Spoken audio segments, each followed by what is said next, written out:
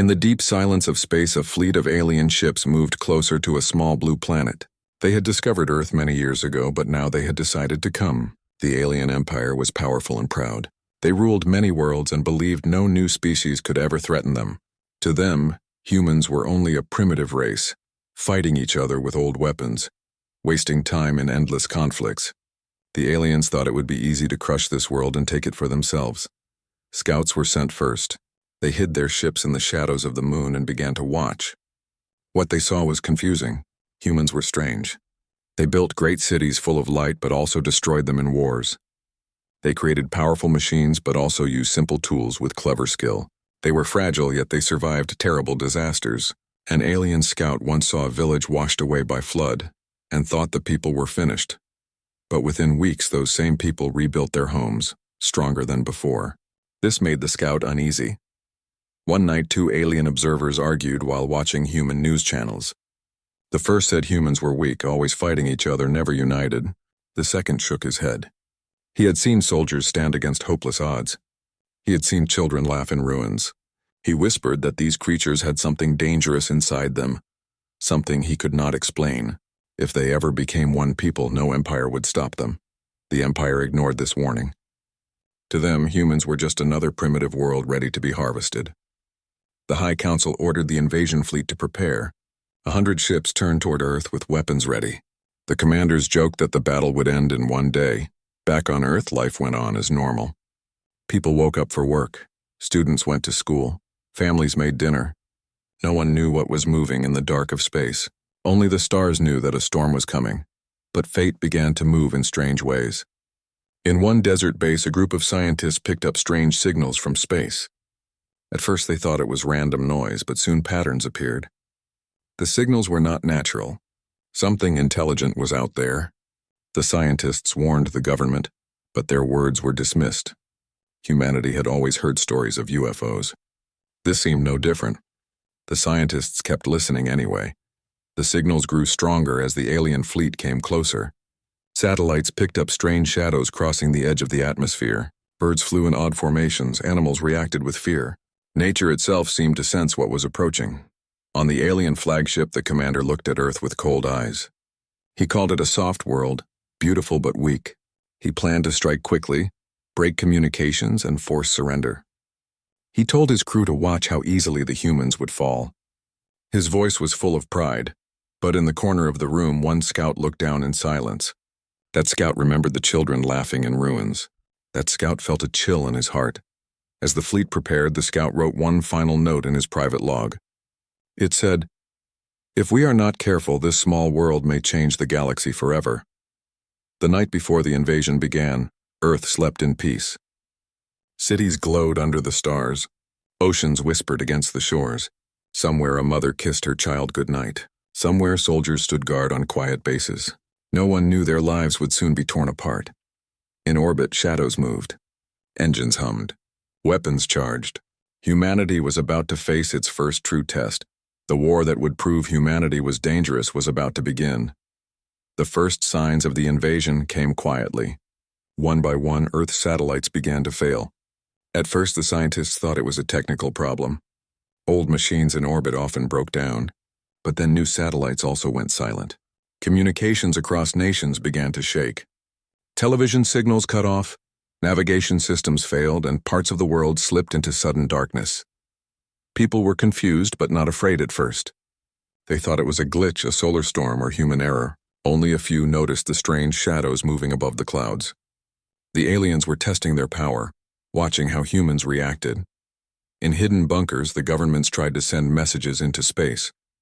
They wanted to make contact, to ask who was there and what they wanted. But the replies came in harsh voices. The aliens spoke in a language that sounded sharp and cruel. When translated by machines, their message was simple: submit or be destroyed. Leaders of Earth gathered in secret meetings. Some wanted to negotiate.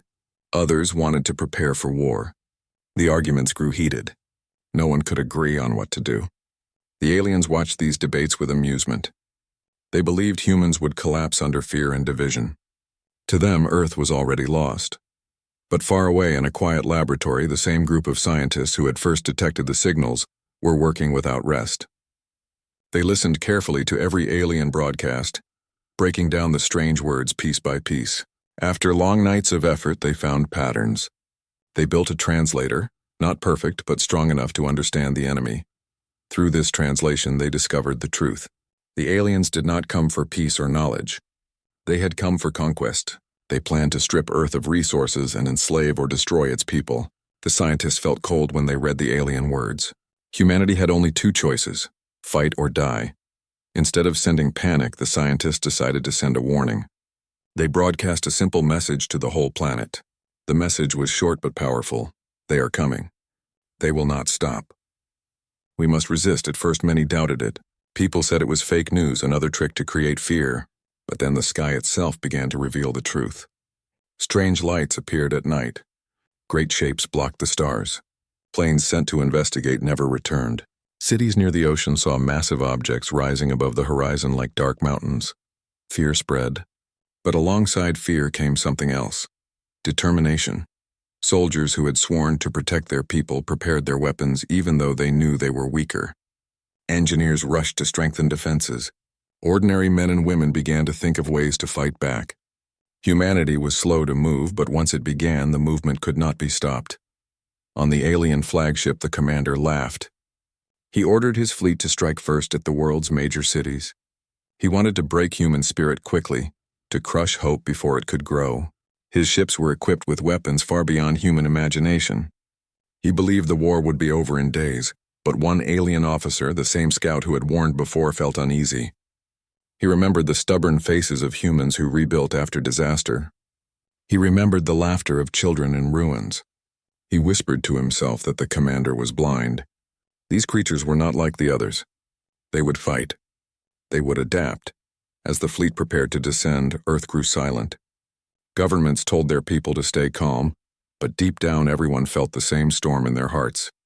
Something terrible was coming, something that would change their world forever. And then, in the early hours before dawn, the sky over several cities turned red. Alien fire cut through the atmosphere, striking satellites, power grids, and defense bases. Explosions lit the night like a second sun. Sirens screamed. People ran into the streets, staring at the burning sky. It was the first attack, and it marked the beginning of open war. Humanity had hoped for peace. Humanity had tried to talk. But now every man, woman, and child understood the truth. The invaders would not listen. They would not stop. The only way forward was to fight. In the shadows of broken cities, soldiers took their positions. Families hid underground. Scientists guarded their translations and whispered of plans. The message spread from mouth to mouth, from one heart to another. They underestimate us. The war for Earth had truly begun. The first battle began with terror. The alien fleet entered the skies above Earth like a storm of fire. Their ships were enormous, black against the stars, glowing with strange lights. Cities below shook as thunder rolled from their engines. People looked up and felt small, like insects beneath a burning sky. The aliens did not wait. They unleashed their weapons with no warning. Bright beams cut through skyscrapers, turning steel into dust. Streets melted under heat that no human weapon could create. Entire neighborhoods vanished in seconds. The world had never seen destruction like this. Panic spread quickly. People ran in every direction, searching for shelter. Cars jammed the roads, horns echoing against flames. Sirens wailed. In many places, there was no chance to run. The first wave of the invasion was meant to break hope, to show that resistance was useless. Yet even in that chaos, something unexpected happened. Small groups of soldiers refused to retreat. In New York, a squad hid in the ruins of a collapsed building and fired rockets at the alien machines. The rockets were weak, but one found its target. A smaller alien craft fell from the sky, burning as it crashed into the river. The soldiers cheered, not because it was a victory, but because it proved the enemy could bleed. In another city, civilians joined the fight. With no heavy weapons, they used what they had. Explosives meant for mining, tanks for museums, even homemade traps. An alien patrol that landed in narrow streets was suddenly ambushed. The humans fought with desperation, using the ground they knew better than anyone. Several aliens fell, and the survivors retreated in confusion. The alien commanders were shocked. Their technology was far superior. Their weapons could crush cities. But the humans did not surrender. They adapted. They improvised. Every street became a battlefield. Every destroyed home became a fortress. In a hidden command center, generals watched the chaos. They saw the first cities fall, but also saw something else: resistance spreading faster than expected. Across the world, people who had never spoken to each other before began to share information. One soldier in Asia used the same tactic as another fighter in Europe without ever meeting him. Humanity was learning, connected not by machines but by survival. The aliens realized this too late. Their scanners showed strange patterns. Wherever humans survived the first strike, they became harder to kill. An alien officer reported to his commander that humans were unpredictable. They did not follow logic. They used tricks, traps, and strange courage that could not be measured. In one battle near a destroyed airbase, humans captured a fallen alien weapon. It was broken, heavy, and strange, but a group of engineers worked through the night to repair it. They had never seen such technology before, but within hours they managed to make it fire once more. When they pointed it at the sky, the blast cut through an enemy fighter. The humans shouted with joy. The weapon was slow, clumsy, and dangerous, but it was proof that the aliens were not untouchable. Still, the cost was terrible. Entire nations bled. Millions were dead within days. The aliens destroyed landmarks, monuments, and defenses with merciless speed. Many leaders considered surrender. They argued that survival was more important than pride. But the people themselves refused. They had seen their families die, their homes burn, and their skies turn red. No one was willing to kneel. On the alien flagship, the commander grew frustrated. He had promised the council that Earth would fall in one day. Now it had been many days, and still the humans fought. He ordered his fleet to double the attacks. He wanted to crush this resistance before it spread any further, but deep inside, doubt began to creep into his mind. The scout who had once warned him spoke again. He said, "Commander, they are not like others. They learn too fast. Every hour they survive, they become stronger." The commander silenced him with anger, but his own eyes betrayed unease. In the ruins of a shattered city, a group of survivors gathered around a radio. They listened to a voice that spoke across broken frequencies. It was one of the scientists who had first warned the world. His words were clear even in the static. "They think we are weak. They think we are divided. But every day we fight, we prove them wrong. Do not stop. Do not surrender. We will make them fear us." The survivors raised their heads. Soldiers gripped their weapons tighter. Even children, hungry and cold, felt a spark of something new inside their hearts. The first battle was not a victory, but it was not defeat either. For the first time, the aliens saw that humans could stand against them. For the first time, the galaxy would learn that this small world was not easy prey. The war was only beginning, but already the balance had shifted. The war dragged on. Cities burned, skies glowed red, and the alien fleet rained fire without mercy. Humanity seemed broken, yet in the shadows something important was happening. In ruined laboratories, in hidden bases, and underground bunkers, humans worked without sleep. They studied every piece of alien technology they could find. The first captured weapon was carried in secret to a bunker deep under a mountain. It was broken and strange, filled with circuits no human mind had ever seen before. Some said it was useless. Others said it was dangerous to even touch. But a group of engineers and scientists refused to give up.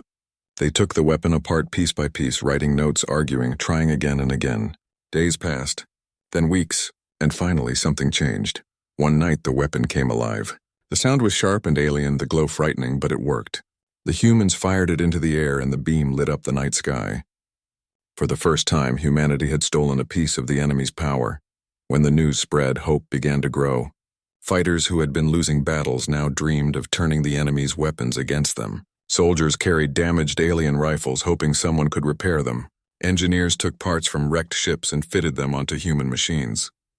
Old tanks rolled into battle carrying strange alien cannons.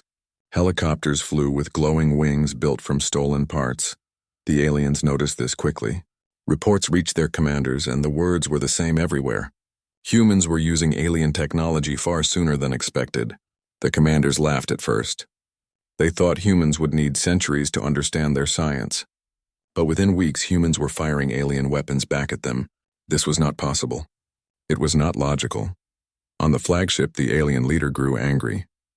He shouted at his officers, demanding answers. One scout told him the truth. "They learn too fast. They adapt in ways we cannot predict. If they continue, they will soon strike us in places we thought safe. The commander silenced him again, but the warning echoed in his mind. On Earth, the battles changed. At first, humans had fought with desperation. Now they fought with growing skill. In one city, a squad used a repaired alien cannon to ambush a patrol ship, blasting it out of the sky. In another, engineers turned broken alien drones into traps, luring enemies into deadly explosions. Every victory was small, but each one sent a message. Humans were not only surviving, they were evolving. The aliens began to fear the cities themselves. They saw ruins not as graves, but as weapons. Streets hid ambushes. Tunnels carried fighters who appeared and vanished like ghosts. Even the forests and deserts became traps filled with mines and hidden guns. Every day, the invaders lost more than they had expected. In one daring move, humans managed to capture an entire alien craft. It crashed near the mountains, and before the aliens could recover it, resistance fighters surrounded it. They dragged the broken machine into a cave and began to study it. Weeks later, the craft was flying again, not with alien pilots, but with humans at the controls. When it appeared in the sky, firing against the invaders, the aliens were struck with disbelief. The world began to change. Nations that had once hated each other now shared knowledge freely. Engineers in one country sent blueprints to another. Scientists traded discoveries through secret channels. Humanity was uniting, and every step made them stronger. The alien council far away in the stars grew uneasy. Reports came from Earth again and again. Casualties were rising. Ships were falling.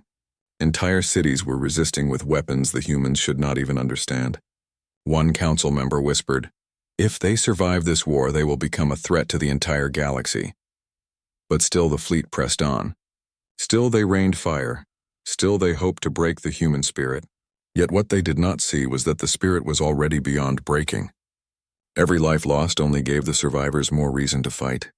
Every destroyed city became a memory carved into human hearts. In a dark command center beneath a ruined capital, a general spoke to his people. "They thought we would fall in days," he said. "But now weeks have passed and still we stand. They thought their weapons made them gods, but now we carry those same weapons in our hands. We are no longer fighting to survive. We are fighting to win." The soldiers raised their heads. Engineers smiled with tired faces. Civilians clenched their fists. Something new was growing in the ashes. The turning point had come. Humanity was no longer the hunted. Humanity was becoming the hunter. And for the first time, the aliens realized they were fighting not against a weak race, but against a force that would soon terrify the stars. The world had never been one. Nations had always fought each other, argued, and built walls of pride. But the invasion changed everything. When the alien fleet burned cities across the globe, old rivalries suddenly felt meaningless. Borders were no longer lines of power. They were only scars on a wounded planet. In the ashes of ruined capitals, leaders gathered in secret meetings. At first they argued, as they always did. Who would lead? Who would control the weapons? Who would share the technology? But then the soldiers spoke. Survivors spoke. Civilians who had lost everything shouted that there was no time for politics. If humanity did not unite, there would be no future left to fight for. Slowly, the arguments ended. One by one, nations agreed. A single council was formed, not of kings or presidents alone, but of soldiers, engineers, and even ordinary people who had earned respect through bravery. For the first time in history, humanity was fighting as one species. The change was immediate. Fleets of ships once guarded against neighbors now carried supplies across oceans. Factories that had once built weapons for human wars now built defenses for the entire planet. Scientists from distant lands worked side by side, combining ideas and discoveries at incredible speed. What would have taken decades in peacetime now happened in weeks. The aliens noticed this quickly. Their scanners revealed a strange new pattern. Human armies that had once fought alone now moved with coordination. Attacks in one part of the world matched defenses in another. Weapons built in one land were used thousands of miles away the next day. It was as if the entire planet had become a single organism, fighting with one mind. On the flagship, the alien commander felt unease grow in his chest. This was not the broken, divided world he had promised his council.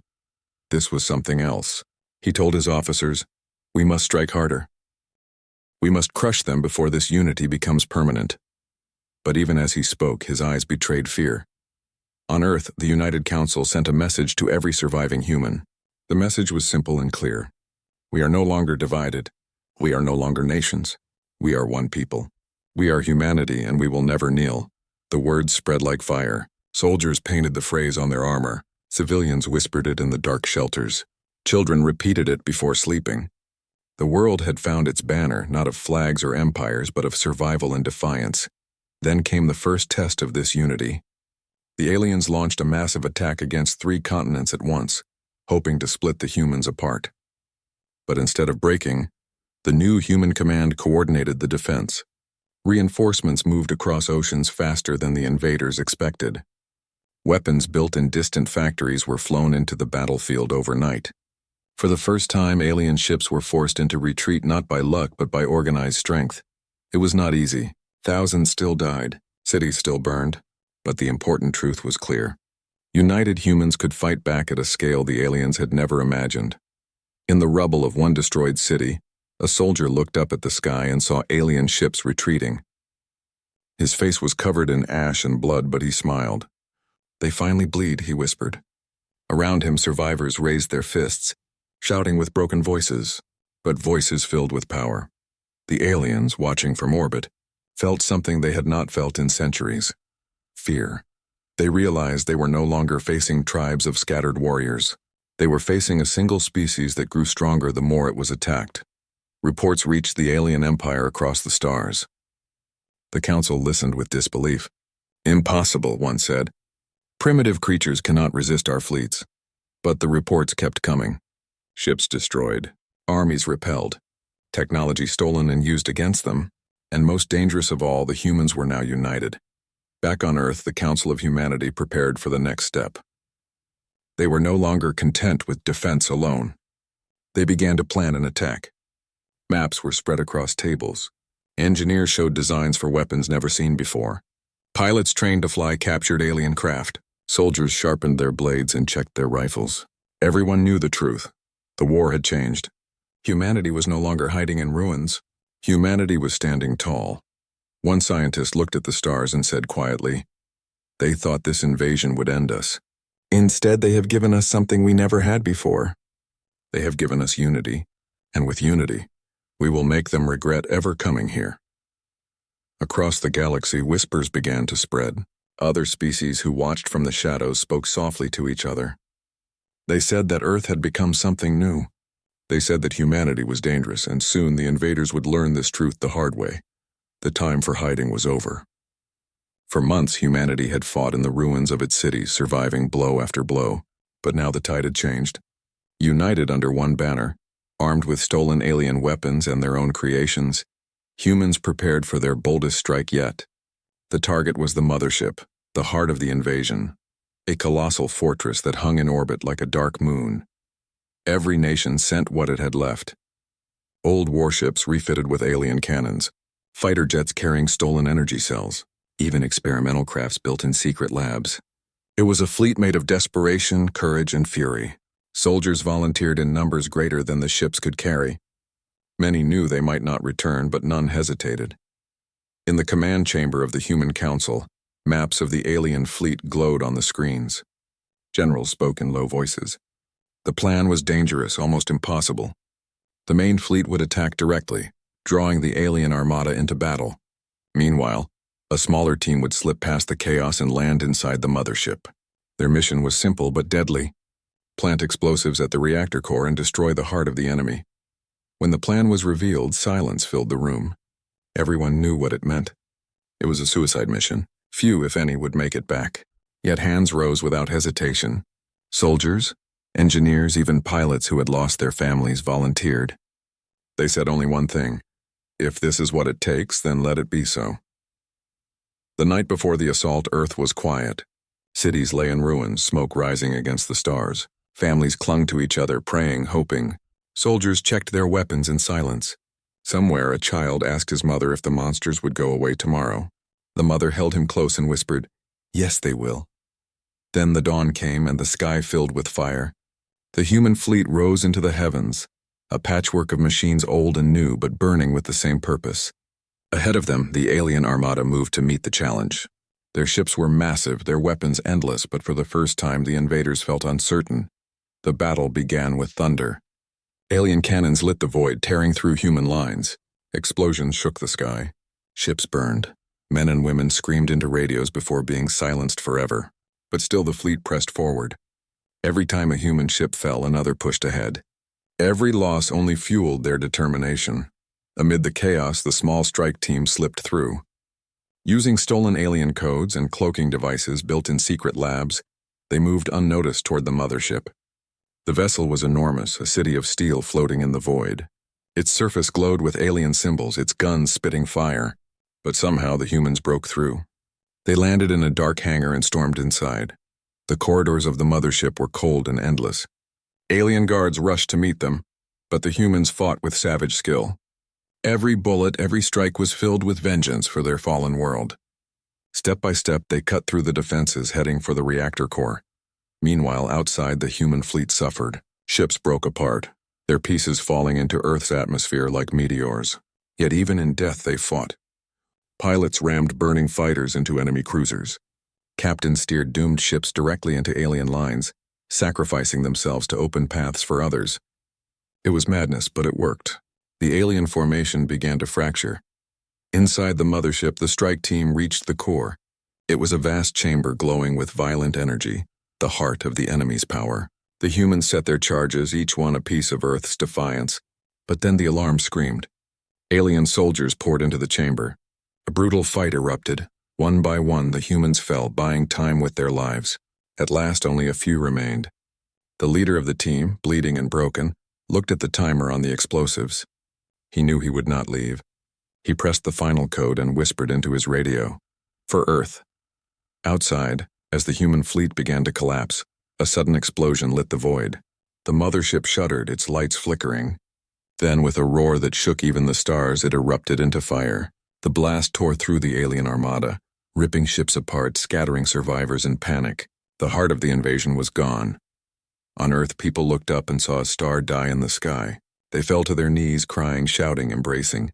For the first time since the war began, the night sky was theirs again. But the victory was not without cost. The fleet was shattered. Millions had died. The strike team had not returned. Yet their sacrifice had saved humanity. On the alien homeworld, the council listened to the reports in silence. An empire that had ruled for centuries had been defeated by a race they had called primitive. One voice finally spoke. If they can do this now, what will they become in the future? No one answered. The silence itself was the answer. The galaxy had just witnessed something new. Humanity had stood against the impossible and won. The war was over, but the world was not the same. The alien fleet had fallen, their mothership shattered, their soldiers scattered. For the first time in months, the sky above Earth was quiet. No burning lights, no ships of death, only the stars. Humanity had survived. Cities still lay in ruins. Smoke still rose from broken streets. Millions had been lost, families torn apart, nations scarred forever. Yet in the silence after battle, something stronger than grief filled the air. Pride. Humanity had faced an empire that ruled the stars, and humanity had won. In the ruins, survivors walked through ashes searching for loved ones. Soldiers carried their dead with trembling hands, not as victims but as heroes. Children came out of shelters and looked up at the sky, no longer afraid. Everywhere, people whispered the same words. We are still here. The Council of Humanity sent a final message across the planet. It was short, but it carried the weight of every sacrifice. The invaders are defeated. Earth is free. Remember those who gave their lives, for they are the shield that saved us all. The message spread across radios, screens, and even handwritten notes. People repeated it until it became a promise carved into memory. Far above Earth, alien wreckage floated in the void. Ships that once shone with pride now drifted as broken shadows. Across the galaxy, other civilizations watched. They had seen the war from a distance, too afraid to interfere. Many had believed the humans would be crushed quickly, but now, seeing the ruins of the Empire's fleet, they felt something they had not felt in centuries. Fear. Whispers moved between distant stars. The humans are dangerous. They are young, but they learn too fast. They are fragile, but they refuse to die.